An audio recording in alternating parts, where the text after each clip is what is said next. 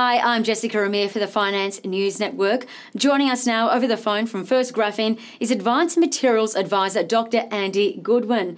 Hi Andy, welcome back. Hello Jessica, it's good to be back in Perth and having the opportunity to talk with you again. So tell us about the work you're doing with the three leading Australian universities to develop commercial graphene products, starting with what's been done at the University of Adelaide to develop a graphene-based industrial concrete. As you know, the Graphene Hub at the University of Adelaide is developing a range of applications for First-Graphene products. And in concrete, we're testing our products in cement formulations and optimizing dispersion and mixing to improve strength. And we're targeting improvements in compressive, tensile, and flexural strength in concrete. And some early results, we're showing almost a doubling of compressive strength at very low additive levels with graphene products. And more testing is underway.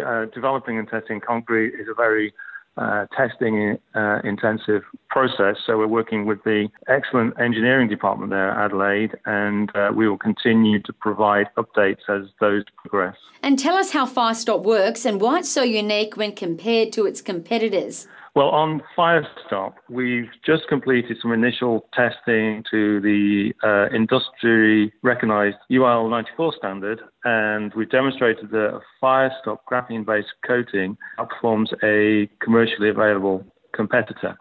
And we will be publishing that UL 94 data very soon. On how it works, Firestop is unique as it's a carbon-only solution, and it acts as a barrier to oxygen ingress, so it prevents oxygen going into the flame. But we believe it also prevents escaping flammable gases, which would typically generate further burning. And what's taking place at Flinders University, Andy? We're working towards novel processing and novel processing equipment, which will deliver cost-effective and well-controlled graphene oxide products.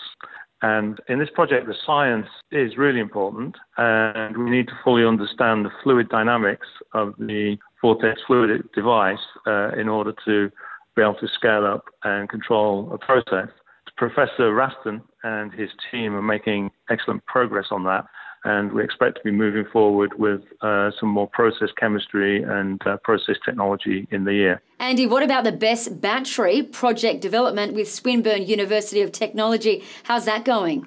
Very well. The team at Swinburne is on track to have the capability to build BESS battery prototypes, and that's well on schedule moving forward.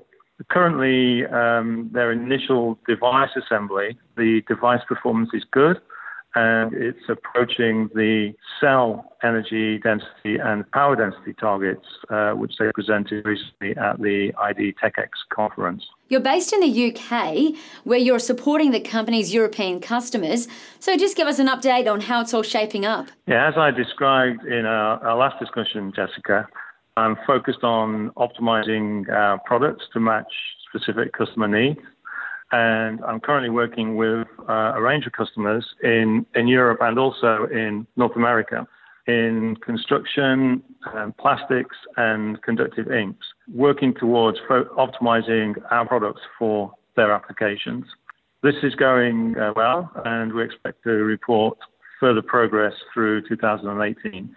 I'm also ensuring that First-Graphene engages with our target industries and target markets. And a good example of that is we've submitted a paper on graphene fire retardancy to the EcoFram 2018, which is an international conference on fire retardancy to be held in France in March. Last question, Andy. What can investors expect over the coming 6 to 12 months from First-Graphene? Well, I think investors can expect to see progress in three key areas through 2018. Firstly, and very soon, a fully operational manufacturing facility at Henderson. Secondly, improved market presence through the launch of a product portfolio and increasing commercial traction with leading customers.